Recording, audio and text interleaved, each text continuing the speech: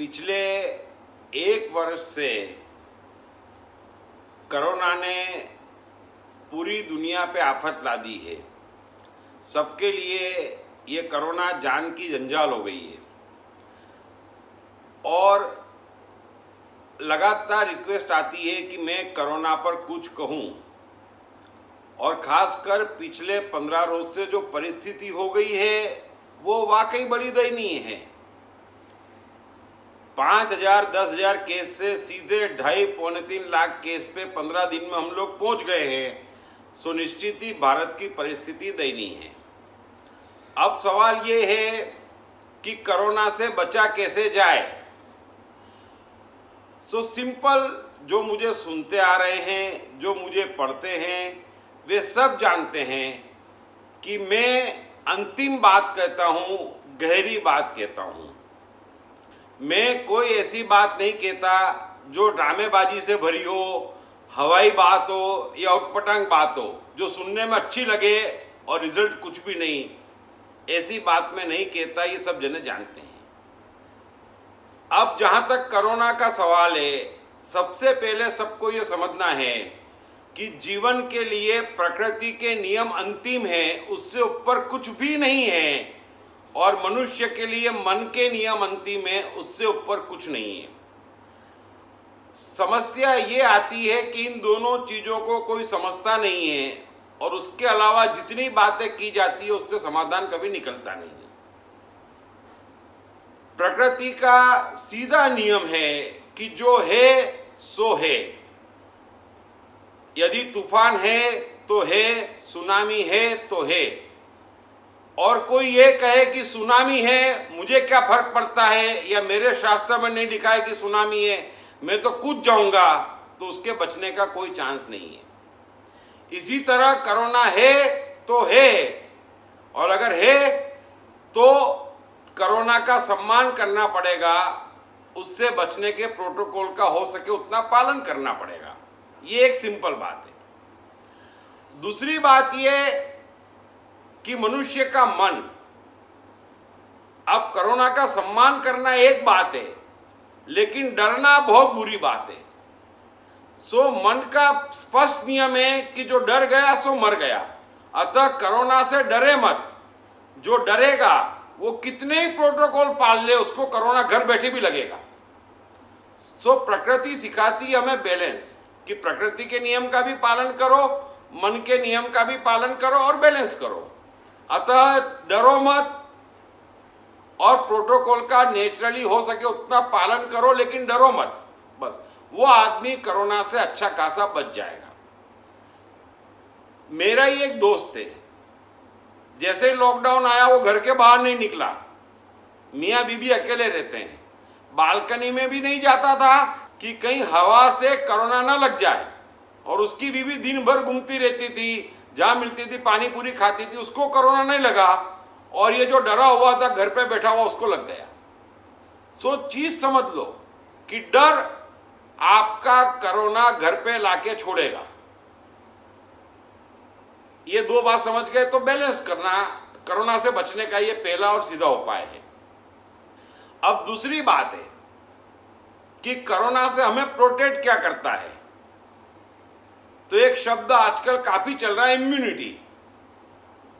Again immunity क्या है, थोड़ा समझना। क्योंकि एक तो मेडिकल फ्रॉड इतना होता है जिसकी किसी को कल्पना नहीं, और सब उसके शिकार हो चुके हैं। अब प्रायः एक चीज फैला दी गई कि जो हाथ धोए, हाइजीनिक रहे, फ्रूट्स खाए, सलाद खाए, जूस पिए, विटामिन सी ले, विटामिन की गोलियां खाए, उसकी इम्यूनिटी अच्छी है। लेकिन प्रकृति का नियम तो समझो। प्रकृति का नियम सिंपल है कि जो चीज प्रोसेस में है, प्रैक्टिस में है या फाइट में है, वो सरवाइव करेगी, वही युद्ध जीतेगी। सूर्य तप रहा है, जब तक एक्टिव है तब तक वो रोशनी फेंक रहा है। एक बार ठंडा हुआ तो खत्म हुआ। वैसा ही इंसान की इम्यूनिटी का है। जब ये इम्यूनिटी शब्द चला तो पहले दिन मैंने कह दिया था कि भाई भारत, पाकिस्तान, बांग्लादेश देशों की इम्यूनिटी अच्छी है, यहाँ पर रहने वालों को इतनी तकलीफ नहीं आएगी। क्यों? क्योंकि उनकी बॉडी लगातार बैक्टीरिया और जर्म्स से फाइट करती रहती है। ठेले पे पानी पूरी खाते हैं, कौन हाथ धो रहा है, कौन कहाँ कर रहा है, कहाँ कितनी गंदगी है, तो बॉडी फाइट में रहती है, प्रोसेस में रहती है। तो कोरोना आसानी से उन पर हावी नहीं हो पाता है। और जिसको आप कहते हैं यूरोप अमेरिका की हाथ धोते हैं, हाइजीनिक रहते हैं, सैनिटाइज करते हैं, फ्रूट्स खाते हैं, जूस खाते हैं, सबके सब मर गए। सो अगर इंडिया पाकिस्तान कोरोना से बचे हैं तो इसकी क्रेडिट किसी को लेने की जरूरत नहीं है। प्रकृति का नियम समझो कि जो चीज फाइट में है, जो चीज प्रोसेस में है, जो चीज प्रैक्टिस में है, वो फाइट में जीत जाएगी। अतः कोरोना की पहली वेव में हम बच गए। तो यहां भी सबको समझना है कि पहली वेव में कोरोना किनको लगा? जो यूरोपियन इंडियन थे उनको लगा। सब जूस पीने वाले हाइजीनिक लोगों को कोरोना लग गया पहली वेव में। गांवों में नहीं लगा, मजदूरों को नहीं लगा। ये बात समझने की है। तो दूसरी बात, कोरोना से बचना चाहते हो तो अगेन बैलेंस करो। प्रकृति का नियम बैलेंस है। थोड़ा हाइजीनिक अपनाओ यूरोप का, और थोड़ा सा अनहाइजीनिक या थोड़ी सी केयरलेसनेस, थोड़ा सा पानी पूरी खाना, थोड़ा सा मसालेदार खाना, थोड़ा सा बिंदास रहना भी रखो ताकि बॉडी फाइट में भी रहे, तो वो आदमी जीत जाएगा। एक चीज सबको समझनी है कि विज्ञान बादशाह है, उसने हमको बहुत कुछ दिया है, लेकिन वो अंतिम नहीं है। अंतिम हमेशा से प्रकृति ही है। मनुष्य के लिए उसका मन अंतिम है। तो ये जो इम्यूनिटी बढ़ाने की बातें करते हैं, इम्यूनिटी के नाम पे सब कुछ बेच खाया, बड़े दुख की बात है, लेकिन वो एक्चुअली प्री प्रोटेक्शन है। समझे आप? और प्री प्रोटेक्शन कभी इम्यूनिटी नहीं बढ़ाती है, सिर्फ आपको जर्म्स और बैक्टीरिया से बचाती है। इसलिए शरीर का थोड़ा सा फाइट में रहना जरूरी है। सो बैलेंस करेंगे तो सब काम सॉल्व हो जाएगा। अब सवाल ये है कि विज्ञान बादशाह नहीं है, मैं पहले भी कह चुका। विज्ञान की पद्धति एक है कि सिद्ध होगा तो मानेंगे। अब ये बड़ी गलत बात है। कम से कम जब इमीडिएट कोई चीज सर पे खड़ी है तो उसका सिद्ध होना जरूरी नहीं है, क्योंकि कोरोना के संबंध में आज भी कोई बहुत ज्यादा नहीं जानता है। अब थोड़ा सा कॉमन सेंस इंसान के लिए सबसे इंपॉर्टेंट है, उसका कॉमन सेंस। तो कॉमन सेंस वाला इंसान पहले दिन से कह सकता है कि कोरोना एयरबॉर्न है। विज्ञान आज भी नहीं मानता है क्योंकि सिद्ध नहीं हो रहा है, लेकिन ये कोरोना इतना काहे में फैला है? क्योंकि वो एयरबॉर्न है। हर चीज सिद्ध नहीं होती। आइंस्टाइन ने इतने बड़े बड़े प्रिंसिपल दिए रिलेटिविटी के, लेकिन आइंस्टाइन ने सारी चीजें पहले इमेजिनेशन में दी, उसके बाद में उन्होंने प्रिंसिपल्स दिए, बाद में एक्सपेरिमेंट हुआ और बाद में कई चीजें सिद्ध हुई। सो हर चीज पहले सिद्ध करना जरूरी नहीं है, थोड़ा सा समझना। अब सवाल ये है कि हर जगह second wave, third wave, fourth wave, ये क्या है? ये इंडिया में जो इस समय सेकंड वेव आई और इतनी खतरनाक हो गई, तो थोड़ा सा इसको समझें। हर चीज को साइंस से नहीं, कॉमन सेंस से समझने की कोशिश करें। प्रकृति का एक परम नियम है कि हर कोई यहाँ पर बचना भी चाहता है और बढ़ना भी चाहता है। सो कोरोना वायरस भी उसमें अपवाद नहीं है, वो भी बचना चाहता है और बढ़ना चाहता है। तो ये सेकंड वेव क्या है? क्योंकि पहली वेव में जो कोरोना था वो इंडियन, पाकिस्तान या बांग्लादेश जैसी इम्यूनिटी पे अटैक नहीं कर पाया। तो अब जाकर वो उस शेप में आया, म्यूटेशन करके, म्यूटेट होके, कि अब वो इंडियन इम्यूनिटी पे अटैक कर सके। और आज की तारीख का कोरोना इंडियन इम्यूनिटी पे, पाकिस्तान, बांग्लादेश की इम्यूनिटी पे अटैक करने में सक्षम है। इसलिए ये इतनी तेजी से फैल रहा है और इसलिए अब सावधान रहने की जरूरत है। थोड़ा सा इस बात को सबको समझना चाहिए कि वेव क्या है। वेव ये है कि कोरोना मजबूत होकर आया है, वो समझ गया कि मैं पुराने रूप में इंडिया पे हावी नहीं हो सकता, उसने अपना रूप चेंज किया है और आज की तारीख में वो हावी है। अब सवाल ये आता है कि जब कोरोना के केस घट के 5000 के करीब हो गए थे, तो अचानक ये वेव कहाँ से आई, गलती कहाँ हुई? तो एक चीज समझ लेना, कॉमन सेंस वो कोई वापरना ही नहीं चाहता है। सबसे पावरफुल हथियार है मनुष्य का उसकी कॉमन सेंस। तो जैसे ही केस कम हुए, जिम्मेदार लोगों ने बड़े बड़े पद पर बैठे लोगों ने कहना शुरू कर दिया कि हमने कोरोना पर विजय पा ली। बोलने के पहले समझते नहीं है कि उसका परिणाम क्या होगा। उसका परिणाम ये हुआ कि लोग लापरवाह हो गए और इस कोरोना को म्यूटेट होने का चांस मिल गया, सर्वाइव होने का चांस मिल गया। ये एक गलती सबसे बड़ी कर ली। कोरोना म्यूटेट हो गया और आज की तारीख में परिस्थिति ऐसी है कि किसी हॉस्पिटल में बेड नहीं है, ऑक्सीजन नहीं है, दवाइयां नहीं है, सब चीज की मारामारी है। और उस पर भी दुखद परिस्थिति ये है कि वास्तविक आंकड़े कई लोग छिपा रहे हैं। जो फिगर बताए जा रहे हैं उससे कहीं ज्यादा है और ये और खतरनाक है छिपाना। ये भी समझ लेना बड़े दुख की बात है। आप किससे छुपा रहे हो और क्या छिपा रहे हो और छिपाने से हासिल क्या होगा। यदि सही आंकड़े दे देंगे तो आदमी घबरा कर बगैर कारण के घर से निकलना बंद हो जाएगा। अगर उसको समझ में आएगा कि कोरोना इतना फैल रहा है या इतनी तकलीफ दे रहा है या इतने लोग मर रहे हैं और अब तो बच्चों में भी हो रहा है और बच्चों की डेथ भी हो रही है, लेकिन आप आंकड़े नहीं दे रहे हैं और उसका दुष्परिणाम ये हो रहा है कि लोग बाग अभी भी बेफिक्री से घूम रहे हैं और ये चीज आउट ऑफ कंट्रोल हो जाएगी। सो सबसे पहले मैं सबसे निवेदन करूंगा कि जो फिगर है वो दो, फिगर से क्या घबराना। अब सवाल है कि इसका सॉल्यूशन क्या, तो फिर कॉमन सेंस वापरना है। यही चीज ब्रिटेन में हुई थी आज से 4 महीने पहले, अचानक फैला था। उन्होंने क्या किया, उन्होंने 2 ही काम किया। सबसे पहले 2 महीने का स्ट्रिक्ट लॉकडाउन किया और फटाफट वैक्सीनेशन किया। हमें क्या करना है, हमें यही करना पड़ेगा।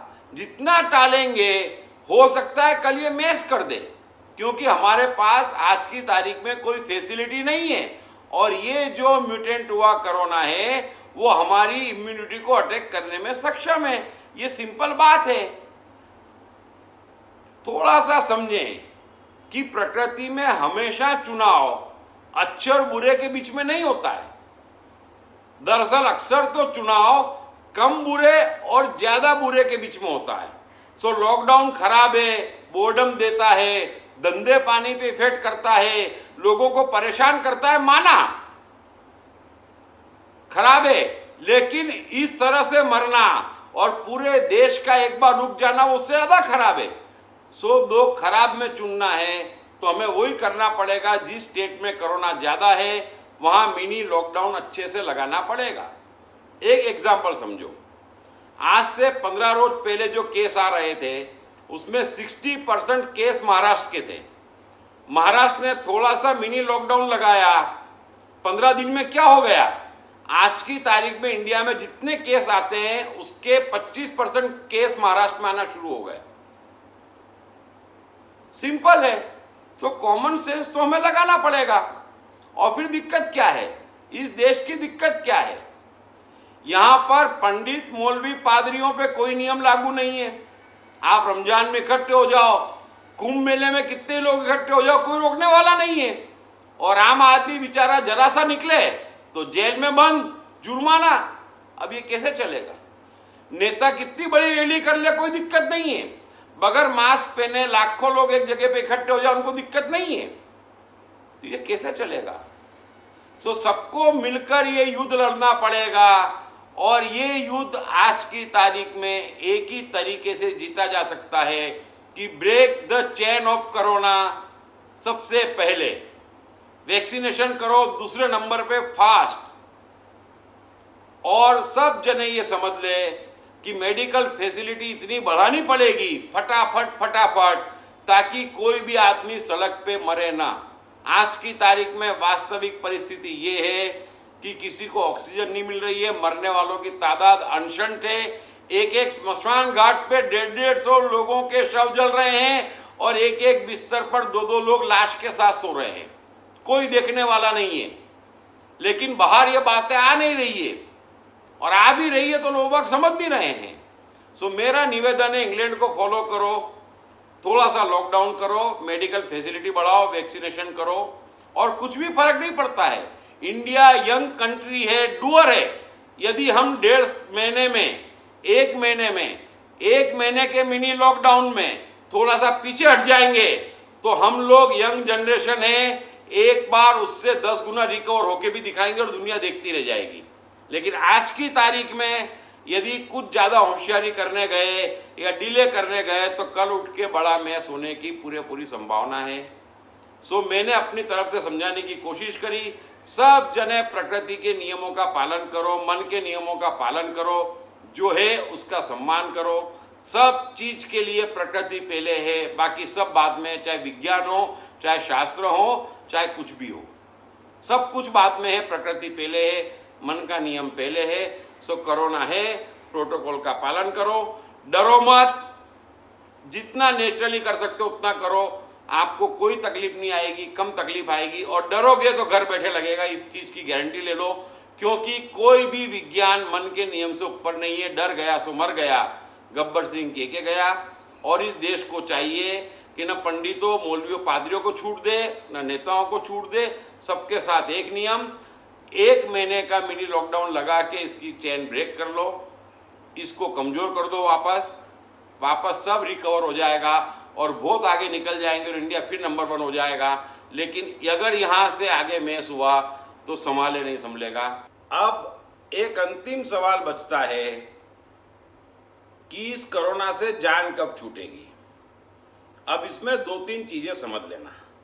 सबसे पहले तो कोरोना को सिर्फ कॉमन सेंस से हराया जा सकता है, प्रकृति के नियम समझ के हराया जा सकता है, दूसरा कोई उपाय नहीं है। अब जैसे कि भारत ने गलती करी, यहाँ के दिग्गजों ने गलती करी कि केस रोज के घट के 4-5 हजार आ गए, कहना शुरू कर दिया हमने विजय पाली। अरे भाई थोड़ा सा कॉमन सेंस वापरो, 4-5 हजार केस तो है ना। अरे पहले जिसको कोरोना लगा था वो एक ही आदमी था चाइना में, और एक आदमी से पूरे वर्ल्ड में फैल गया फटाफट। तो 4-5 हजार आदमी एक देश में कम नहीं होते हैं। सो कॉमन सेंस तो सबको वापरना पड़ेगी, सिंपल बात है। अब हम कहते हैं कि कोरोना से जान कब छूटेगी, तो आप एक चीज समझो, प्रकृति का नियम सबके लिए समान है। कोरोना भी जीना चाहता है, बढ़ना चाहता है, मनुष्य भी जीना चाहता है, बढ़ना चाहता है। अब कोरोना और मनुष्य की फाइट है, लेकिन प्रकृति से दोनों को सत्ता अवेलेबल है। प्रकृति से कोरोना को भी सपोर्ट है अगर वो जीना चाहे और बढ़ना चाहे तो, और मनुष्यों को भी सपोर्ट है कि कोरोना को हराना चाहे तो ये फाइट चलेगी, वो बार बार म्यूटेट होगा। सो हमें समझदारी वापरनी पड़ेगी, मन को मजबूत करना पड़ेगा, जो बेवकूफ़ी भरी बातें सुनी उससे निकलना पड़ेगा, विज्ञान को उतना इंपॉर्टेंस देना पड़ेगा जितना है, विज्ञान महान है। तो मेडिकल सेवाओं से बचना पड़ेगा, लेकिन प्रकृति के नियम भी समझना पड़ेंगे, मन से डर भी निकालना पड़ेगा, प्रोटोकॉल भी फॉलो करना पड़ेगा, सब कुछ करना पड़ेगा। कॉमन सेंस नहीं वापरेंगे तो कुछ नहीं होगा। ऐसा नहीं होता कोई कहे कि मैं अम्बे माँ का भगत हूं, शेर अम्बे माँ की सवारी है, मैं इतना बड़ा भगत हूं कि शेर मेरा सम्मान करेगा। ये सोच के यदि वो शेर के पिंजरे में कूद जाएगा तो क्या होगा, क्योंकि अम्बे माँ की सवारी शेर है, शेर मेरा सम्मान करेगा, ये नियम तुमने बनाए हैं। लेकिन शेर को तो इस नियम का पता ही नहीं है, वो तो आपको खा ही जाएगा। सेम कोरोना का है, आप अपने नियमों से उससे निपटने की कोशिश मत करो, जो नियम बने उसको फॉलो करो। ये थोड़ा लंबा चलेगा, थोड़ा नुकसान पहुंचाएगा, लेकिन पूरा भारत, पूरा विश्व प्रकृति के नियम, कॉमन सेंस, मन की मजबूती और विज्ञान का सहारा सब कुछ लेकर चलेगा तो ये हारेगा। फिर भी इसको कुछ साल लगेंगे। सबसे बड़ी दिक्कत ये है, थोड़ा सा समझो कि आज की तारीख में कोरोना के विषय में कोई कुछ बहुत ज़्यादा जानता नहीं है, और बोलते बहुत है सब जने, ये भी एक दिक्कत है। क्यों बोलते हैं? अभी वैक्सीन कितना असर कर रही है ये नहीं मालूम है। जिन पे एंटीबॉडी है उनको भी कोरोना लग रहा है, जिनको कोरोना हो चुका उनको भी लग रहा है, जिन्होंने वैक्सीन के 2 डोज ले लिए उसको 1 महीना हो गया उनको भी लग रहा है। तो ये चीज़ें ठहरेगी, इसको टाइम लगेगा। लेकिन जैसा मैंने कहा कि आपको चारों चीज़ें बैलेंस करोगे, कॉमन सेंस वापरोगे, मन मजबूत करोगे, प्रकृति के नियम मानोगे और विज्ञान की सहायता लोगे तो सब कुछ सॉल्व हो जाएगा। Thank you very much.